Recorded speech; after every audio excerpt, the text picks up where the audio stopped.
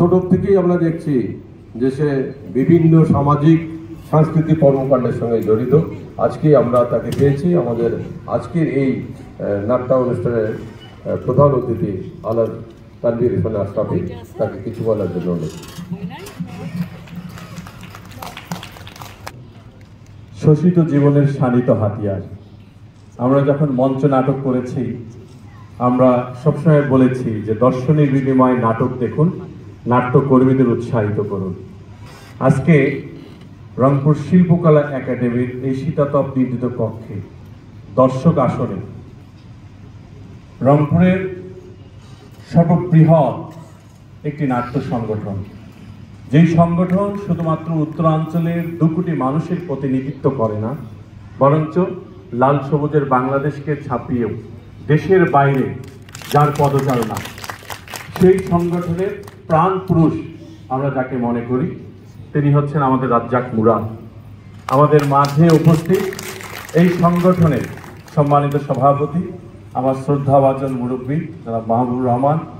আমাদের মাঝে উপস্থিত রংপুরের সংস্কৃতি অঙ্গনের একজন ফ্রেরি আলম আমরা মনে করি, যিনি ডাক্তারি পেশাজীবীর বাইরেও তার এই কর্মকাণ্ডকে যিনি বেছে নিয়েছেন, আমাদের সকলের হৃদয়ের গহীনে যিনি অবস্থান করেন, আমাদের ডাক্তার মফিজুল ইসলাম মান্টু। এবং দর্শক আসনে বাংলার চোখের সম্মানিত সাধারণ সম্পাদক জনাব মাহমুদুল নবী বাবুল ভাই, দুলাল মিয়া সহ যারা এসেছেন তাদের প্রত্যেককে এই আসনে বসে আমার এই প্রেমময় সাদা কালো চোখের ফ্রেম দিয়ে যখন এই মঞ্চে নাটক উপভোগ করছিলাম, এটি কি পুরো বাংলাদেশের একটি চিত্র নয়? বাংলাদেশের ঘরে ঘরে শুধু নয়, বাংলাদেশের প্রত্যেকটি শিক্ষা প্রতিষ্ঠানে শুধু নয়, বাংলাদেশের রাজনৈতিক অঙ্গন পর্যন্ত আজকে যে 2টি চরিত্র এখানে বাঘা আর গোপী, এই বাঘার গোপীর চরিত্র এখন আমাদেরকে ধারণ করতে হবে।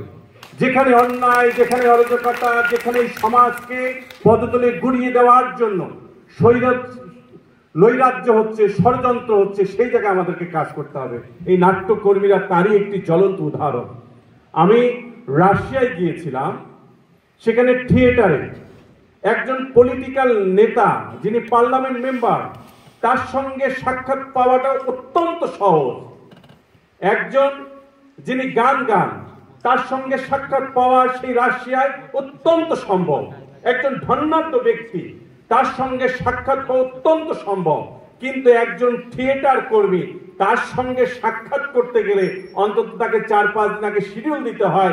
এইরকম মূল্যায়ন তাদের। আর আজকে আমাদের রংপুর সহ বাংলাদেশের নাট্যকর্মীদের মূল্যায়ন নেই।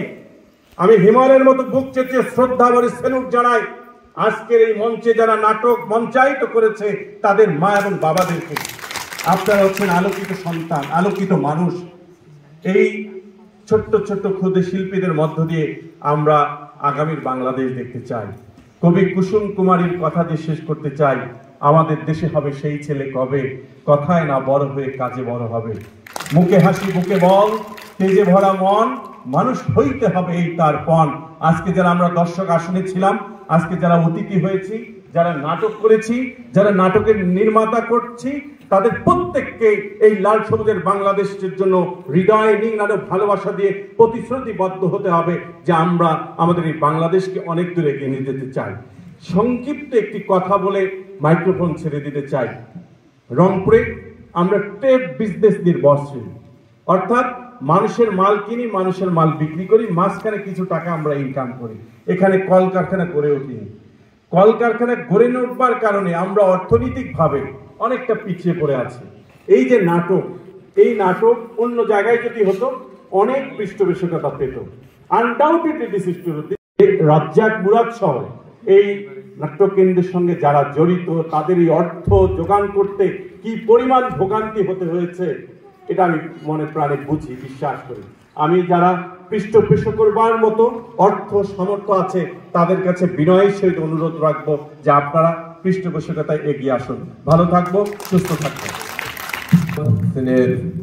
আলাদ তানভীর হোসেন আশরাফি আসলে অনেকের কথা শুনতে একটু বিরক্ত লাগে, কিন্তু তানভীর হোসেন আশরাফি মানে যখন কথা বলে, আমি শুধু এখানেই না, মানে যে কোনো মানে জায়গায় দেখেছি, তার কথা শুনতে আসলে মানুষ আরো মনে করে আরো একটু বলুক না কেন।